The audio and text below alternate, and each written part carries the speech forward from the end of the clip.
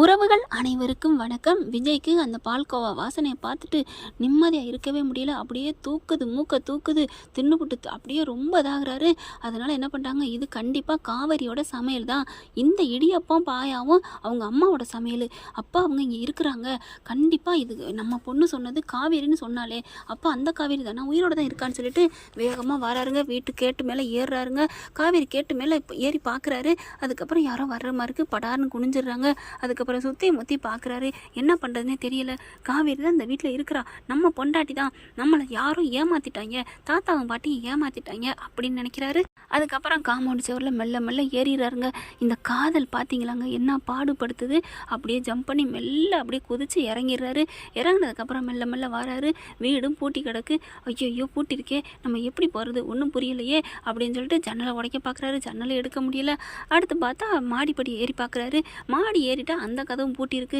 இந்த பக்கத்து அப்படியே ஒரு தூணை பிடிக்கிறாருங்க. பைப் இருக்கும் பார்த்தீங்களா, அதில் பிடிச்சிட்டு கட்டி பிடிச்சிட்டு ஏறுறாருங்க. பாவம், இந்த காதலுக்காக இந்த மனுஷன் இவ்வளோ கஷ்டப்படக்கூடாது.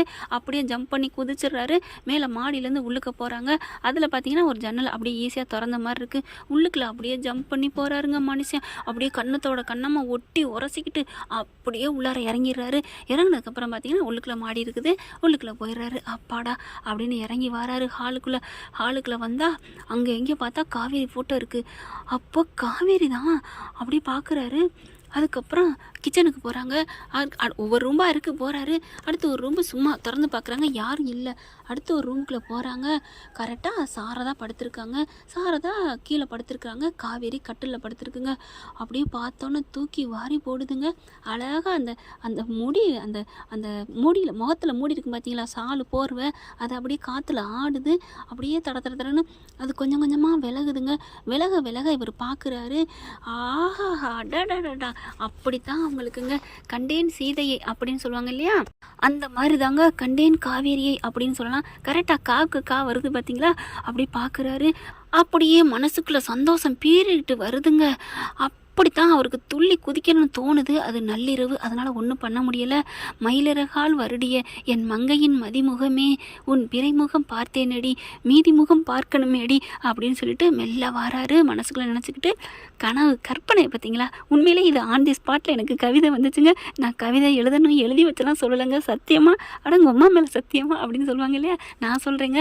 அப்படியே அவங்களோட காதல் எனக்கு கவிதை கொட்டிருச்சுங்க. ஒரு 2 லைன் தான் இருந்தாலும் நல்லா இருக்கா. கவிதை பிடிச்சிருந்துச்சுன்னா எஸ் பிடிச்சிருந்துச்சு கவிதைன்னு போட்டுருங்க ஃப்ரெண்ட்ஸ். எனக்கு ஒரு சந்தோஷம். அப்புறம் கதைக்குள்ள போவோம். விஜய் வராரு. வந்துட்டு பக்கத்தில் வராங்க. அப்படியே பாதி ஆடிக்கிட்டே இருக்கு. அவங்களோட அந்த மேலே போட்டிருந்தது அதை மெல்ல நீக்குறாரு. நீக்குனோன்னு எப்படி இருக்கும், எப்படி இருக்கும், உயிரா உசுரா உடல் ஓவியமா காத்தா கருப்பா உடல் பின்னி சிந்தனை எல்லாம் நரம் ஓடி போய் கிடக்குற அந்த காவேரியோட முழு உருவம், இல்லைன்னு சொன்ன உடலற்று போன அந்த முழு உருவம் உயிரோட உடலோட காவியமா உயிர் ஓவியமா தான் பக்கத்தில் இருக்கான்னா எப்படி இருக்கும். ஆனால் உணர்வு இல்லைங்கிறது தெரியாமல் பார்க்குறாரு. கூப்பிட போகிறாங்க. அப்படியே அவருக்கு ஒரு மாதிரி ஆகுது. கூப்பிடமா வேணாமா, கூப்பிட வேணான்னு பக்கத்தில் வந்துட்டு அப்படியே தலையை வருடி கொடுக்குறாங்க. காவேரி அப்படி லைட்டாக கண் அப்படி மூடிட்டு திரும்பி படுக்கிறாங்க. காவேரி அப்படின்னு சொல்லிட்டு அவ்வளோ ஒரு சந்தோஷம். காவேரி நீ இங்கே தான் இருக்கியா, காவேரி காவேரி அப்படின்னு சொல்லிட்டு அப்படியே காவேரி கையை எடுக்கிறாங்க. தொட்டு அப்படியே முத்தம் கொடுக்குறாரு.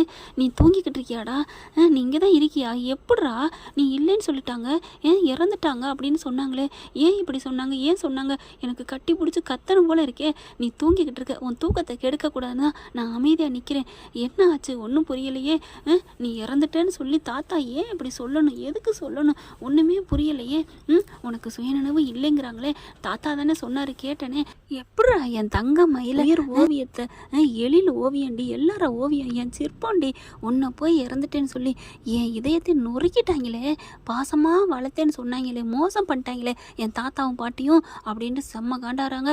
இனிமேல் என் தாத்தா மூஞ்சிலே அப்படின்னு சொல்லிட்டு அப்படியே முழுங்குறாரு. சரி அந்த செல்லா காசுங்களை பற்றி நம்ம நினைக்கக்கூடாது அப்படின்ட்டு பார்க்குறாங்க. உனக்கு சுயநினைவே இல்லாமல் போச்சாடா, என் நினைப்பு உனக்கு கொஞ்சம் கூட வரலையா, உனக்கு கண்டிப்பாக என்னை பார்த்தோன்னு வரும், நம்மளோட காதலுக்கு அந்த சக்தி இருக்குமா, கண்டிப்பாக வரும். இப்போ பார்த்தியா நம்ம பாப்பாவை நீ எப்படி கண்டுக்கிட்ட, பாப்பாவும் அம்மா அம்மான்னு உன்னை மேலே உயிராக இருக்கிறா, உன்னை ரொம்ப பிடிச்சி போச்சுங்கிறா. ஐயோ காவேரி டே என்னை மறந்துட்டியாடா செல்லம் தங்கம் அப்படின்னு நெத்தியில் வைக்கிறாரு, அப்படியே கன்னத்தில் வைக்கிறாங்க. அப்படி தட்டி கொடுத்துட்டு கொசு கடிச்சா தட்டி விடும் இல்லையா, அந்த மாதிரி தட்டி விட்டுட்டு காவேரி என்ன பண்ணுறாங்க, அப்படியே திரும்பி படுக்கிறாங்க. அப்படியே நெத்தியில் முத்தம் கொடுக்குறாரு.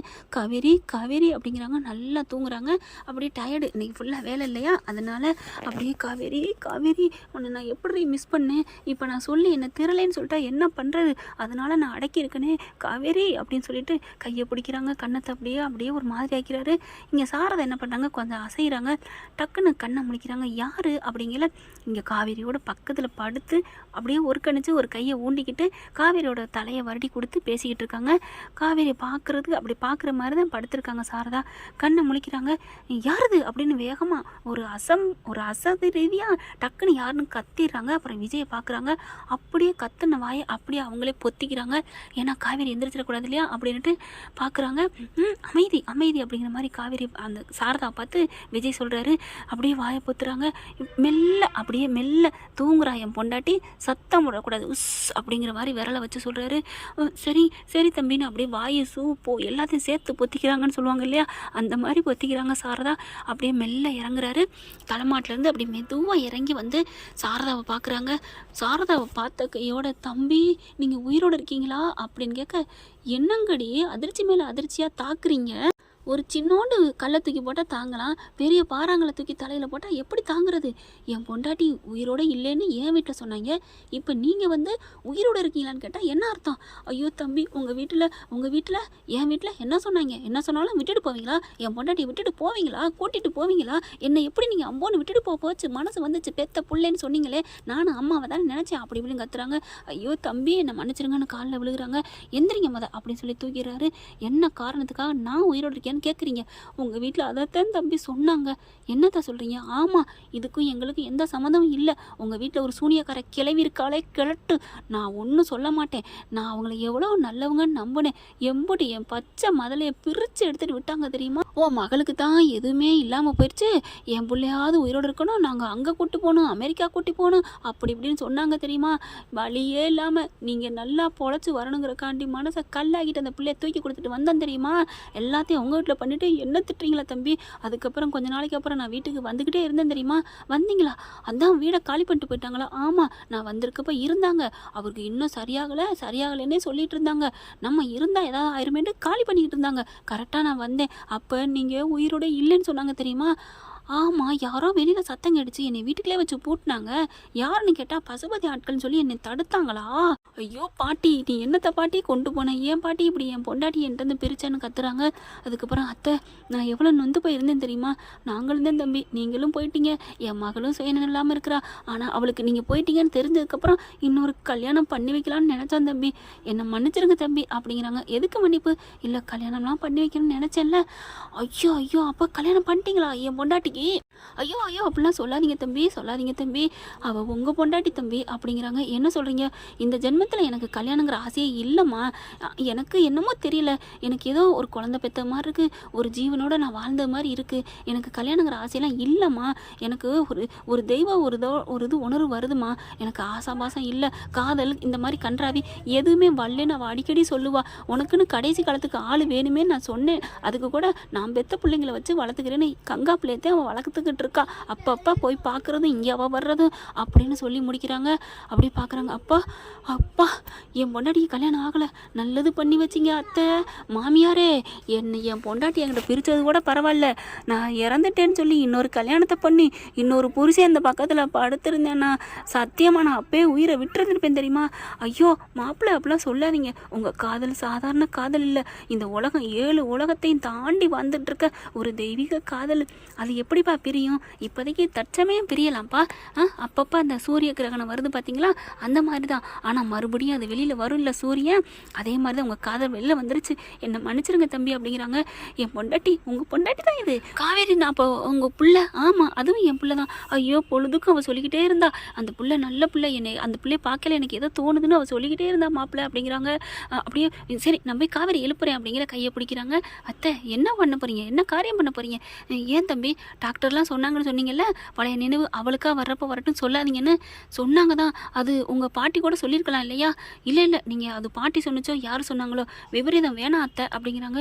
என்ன தம்பி சொல்கிறீங்க? ஆமாம் அத்தை, அவள் உயிரோடு இருந்தால் கூட போதும், நான் அவள் கூட கை கோர்த்து வாழணும் அப்படி இப்படின்னு ஆசைப்பட்டதெல்லாம் உண்மைதான். ஆனால் இப்போ உயிர் இல்லாமல் ஏதாவது ஆயிடுச்சுன்னா இருக்கட்டும் அப்படிங்கிறாங்க. அப்புறம் என்ன தம்பி பண்ண போகிறீங்க?